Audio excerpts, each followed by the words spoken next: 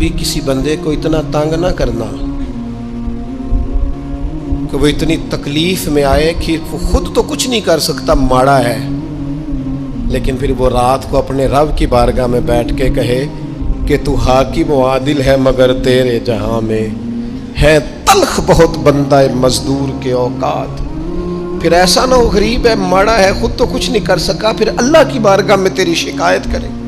ऐसा ना करना कि जब आप किसी को तकलीफ देते हैं, जब आप सताते हैं, जब आप वो बात करते हैं जो उस बंदे में मौजूद नहीं है, जब आप झूठ बोलते हैं अपने नफ्स की तस्कीन के लिए, जब आप ज्यादती करते हैं सिर्फ अपनी अना के लिए, तो फिर बादों का दुआए ज़रर निकलती है मुंह से।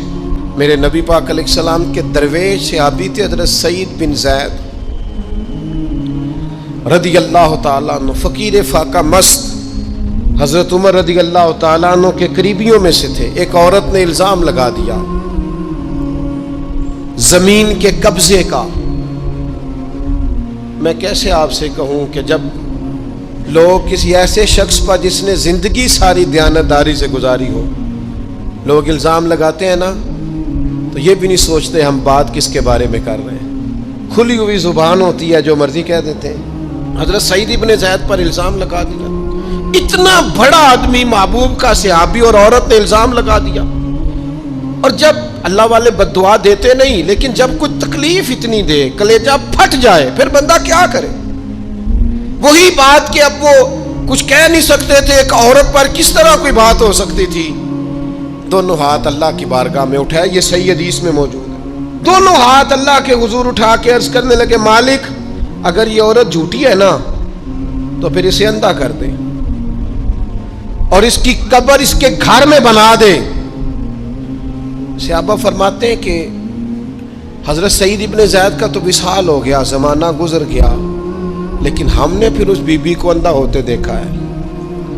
फिर उसके घर में कुआं था और हमने उसे अपने ही घर के कुएं में गिर के मरते हुए भी देखा है। मैं जानता हूँ उस बूढ़ी औरत को जिसकी बेटी को किसी ने बड़ा ही सताया था ससुराल वालों ने, और खामद उसका मौजूद नहीं था, तो वो अपने वहाँ से निकलते हुए ना वापस घर से, तो वो दरवाजे पे खड़ी होकर कह रही थी, हज़रत साहब मैं गुजर रहा था, हज़रत साहब गल सुनना, बच्चियों का बाप कोई नहीं, एक भैया बेचारा किधर किधर जाए, हर चौथे दिन मैं यहाँ आके मिन्नतें करके दुपट्टे फेंक के बच्ची छोड़ के जाती हूँ। आज मैंने अपना मुकदमा रब की बारगाह में पेश कर दिया। आप गवाह रहे ना, मेरा जुर्म सिर्फ है कि मैं बेटियां दी मां वा। गवाह रहे ना आप, मैंने मुकदमा अल्लाह के हुजूर दर्ज करा दिया है। बेटी को हौसला दे के जाती हूँ, खुद नहीं सोती मैं सारी रात। मुझे पता है मेरी बेटी के साथ ज्यादती हो रही है, और इनको भी पता है ले जा कोई नहीं सकते, बंदे माड़े हैं, तो ये रोज़ जुल्म करते हैं। अब मैंने वो मुकदमा दर्ज करा, आप गवाह रहना। मैंने बड़ा मनाया उस अम्मा को, मैंने कहा मैं इतने सख्त जुमले ना कह, कहने लगी कलेजा अंदर से फट गया, छलनी है। एक शख्स के कमरे में जाती थी माफ़ी मांगने, चलो बच्ची से गलती हो गई तो उठ के दूसरे कमरे में चला जाता था, मैं दूसरे में जाती थी क्योंकि मैं बेटी वाली हूँ। अब मैंने मुकदमा दर्ज करा दिया है, अब मेरा रब जाने बेहतर इंसाफ, मैं बड़ा अल्लाह का गुनाहगार बनता हूँ। मैंने फिर वाकई वहाँ इंसाफ होते देखा, मैंने वो रंग बदलते और हालात तब्दील होते देखे। ये याद रखना, जिंदगी खुद भी गुनाहों की सजा देती है, यहाँ भी जिंदगी खुद भी गुनाहों की सजा देती। याद रखना, जरा एहतियात से मुंह खोलना किसी के बारे में, अल्लाह के बंदों के बारे में अपनी जुबानें जरा एहतियात से खोलना, जरा ख्याल करना। किसी गरीब के बारे में जुमले सोचकर बोलना, किसी कमजोर का मजाक उड़ाना, तो माज़अल्लाह जरा होश करना, अल्लाह से डर के बात करना, इसलिए कि बड़ी जल्दी इंसाफ का वक्त आने वाला, बड़ी जल्दी हालात बदलने वाले हैं। तिलकल अय्यामु नुदाविलुहा बैनन नास, अल्लाह लोगों के दरमियान दिन बदल दिया करता है, फिर लोगों को जगह नहीं मिलती छुपने की, रोक छुपाने की। दो ही बातें आज आपके सामने रखी हैं, एक तो नेकों से दुआ ले लो, अल्लाह वालों से दुआ ले लो, माँ बाप से दुआ ले लो, बुजुर्गों से दुआएं اور دوسرا بد دعاؤں سے بچ جاؤ، دعائے ضرر سے بچ جاؤ. کسی کو اتنا نہ ستاؤ کہ وہ بیچارہ خود کچھ نہ کر سکے اور اللہ کے حضور تمہاری شکایت کرے. بچو.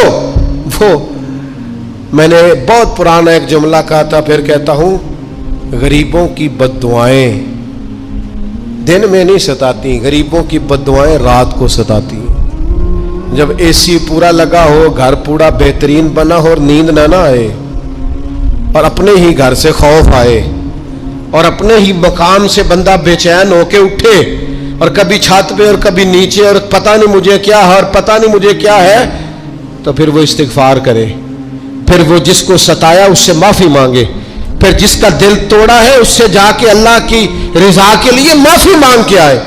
اس لیے کہ کچھ سکون ایسے ہیں جو صرف معافیوں سے ملتے ہیں. نبی پاک رحمت للعالمین ہے، لیکن جب حضور گزرے نا ایک دن طواف بیت اللہ شریف کر کے، تو کفار نے پھبتیاں کسیں، بار بار بلا بھلا کا. ایک طواف بھی حضور نے کر لیا، دوسرا بھی کر لیا، تیسرا بھی، اور پھر انہیں اوجڑیاں ڈالی، کئی تکلیفیں دی. تو اس وقت حضور نے پھر دعا کی تھی، اے اللہ گن لے ان لوگوں کو، گن مالک ان بندوں کو، یہ اتنی تکلیف دیتے ہیں.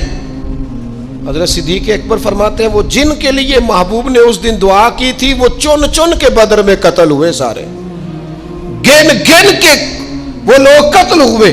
کیوں ہم کسی کو اتنا ستائیں کہ اس کے منہ سے پھر ایسے جملے نکلیں جو ہم سے سنبھالے نہ جا سکے. حضرت سعد بن ابی وقاص، بخاری مسلم دونوں میں حدیث، حضرت عمر نے انہیں کوفے کا گورنر بنایا تھا، حاکم بنایا تھا. کچھ لوگ حسد کی وجہ سے نیک لوگوں پر تنقید کرتے ہیں، اپنے ذاتی حسد کی وجہ سے اللہ کے بندوں کو ستاتے ہیں، پھبتیاں کستے ہیں، زبانیں کھولتے ہیں. اور آپ فرماتا ہے جس نے میرے ولی سے دشمنی کی میرا اعلان جنگ ہے. حضرت فاروق اعظم رضی اللہ تعالیٰ عنہ نے حضرت سعد بن ابی وقاص کو حاکم بنایا کوفے کا. تو کچھ لوگوں نے شکایتیں کی تو حضرت عمر نے کہا جاؤ پتہ کرو جا کے. معلومات کی تو ہر بندہ کہنے لگا اتنا اعلیٰ تو بندہ ہو ہی نہیں سکتا جتنے حضرت سعد بن ابی وقاص ہے. ایک بندہ کھڑا ہوا، صرف ایک. وہ کہنے لگا نہ تو یہ جہاد میں جاتے ہیں، نہ مال غنیمت صحیح تقسیم کرتے ہیں، نہ یہ عدل و انصاف کرتے ہیں. 3 شکایتیں اس نے لگائیں. حضرت سعد بن ابی وقاص چونکہ زندگی ساری محنت کی تھی، جہاد کیا تھا، ساری زندگی انصاف میں گزاری تھی، دل ٹوٹ گیا. اللہ کی بارگاہ میں عرض کرنے لگے مالک اگر یہ ریاکاری کے لیے کہہ رہا ہے نا، یہ باتیں جھوٹ بول رہا ہے، تو پھر اس نے 3 الزام لگائے ہیں، تو میں 3 دعائیں کرتا ہوں اس بندے کی عمر لمبی کر دے، اس کا فاقہ بڑھا دے، اور اسے فتنوں میں مبتلا کرنا میرے مالک. یہ دعا نکلی حضرت سعد بن ابی وقاص کی زبان سے. صحابہ اور تابعین فرماتے ہیں وہ بندہ اتنا بوڑھا ہو گیا، حضرت سعد بن ابی وقاص تو وصال کر گئے، بڑی شان سے دنیا سے گئے، لیکن وہ اتنا بوڑھا ہو گیا کہ اس کی بھویں جھک گئی تھی، اور فاقے کا یہ عالم تھا کہ فاقہ ختم ہی نہیں ہوتا تھا، اور فتنوں کا یہ حال تھا کہ بڑھاپے میں بھی معاذ اللہ چوکوں میں کھڑی عورتوں کو چھیڑ دیتا تھا، اور لوگ جوتے مارتے، تکلیف دیتے، باز کیوں نہیں آتا، تجھے شرم کیوں نہیں آتی؟ تو کہتا تھا لوگوں میں کیا کروں، مجھے حضرت سعد بن ابی وقاص کی بد دعا لگ گئی، میں نے ان کو ستایا، دل توڑا، اذیت دی، کیوں ہم اس طرح کے لفظ کہیں؟ حضور فرماتے ہیں اللہ کے کچھ بندے ہیں اگر وہ قسم کھا کے کہے نا یا اللہ ایسا کر دے، یہ بخاری مسلم دونوں میں موجود ہے، وہ قسم کھا کے کہے نا لو اقسم علی اللہ لا ابرہ، وہ اگر قسم کھائیں تو رب ان کی قسم بھی پوری فرما دیا کرتا. وہ میرے بھائی محبت کے لیے دل ڈھونڈ کوئی ٹوٹنے والا، کوئی جگہ ایسی تلاش کر جہاں سے دعا مل جائے، جہاں سے کرم ہو جائے، جہاں سے عطا ہو جائے، جہاں سے اللہ کا فضل ہو جائے. اور پھر ہمیں بھی چاہیے ہم دعائیں دیتے رہیں، ماں باپ کو چاہیے اولاد کو دعائیں دیتے رہیں، اساتذہ کو چاہیے شاگردوں کو دعائیں دیتے رہیں، مشائخ کو چاہیے عقیدت مندوں کو دعائیں دیتے رہیں. بہن بھائیوں کو چاہیے ایک دوسرے کو دعائیں. چلیں آپ آمین کہیں. اب آپ نے انکار نہیں کہ سارے دعا مانگے, یا اللہ ہمارے بھائیوں کو ہم سے زیادہ عطا فرما, یا اللہ بھائی کو ہم سے, یا اللہ بھتیجوں کو زیادہ عطا فرما, بھانجوں کو زیادہ عطا فرما, اللہ محلے داروں کو زیادہ عطا فرما, پڑوسیوں کو زیادہ عطا فرما. یہ مانگو نا دعائیں, اس میں بھلا ہے, اس میں نفع ہے. اب جنہوں نے پریشان ہو کے آمین کا ہے وہ خوش ہو جائیں گے. نبی پاک علیہ السلام نے فرمایا جو دعا تو کسی کے لیے مانگتا ہے اللہ پہلے تیرے حق میں قبول فرماتا ہے. لوگ خوش ہو گئے آپ لوگ. او بھائی دعا مانگیں کسی کے لیے, بد دعا نہیں کرنی. کسی کے لیے بھی بد دعا. ہمارے ہاں نا ایک بہت بڑا طبقہ جذباتی لوگوں کا ہے.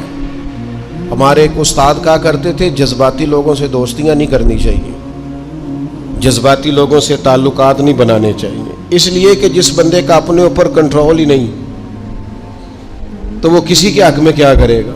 وہ کہتے تھے جذباتی لوگوں سے بچو.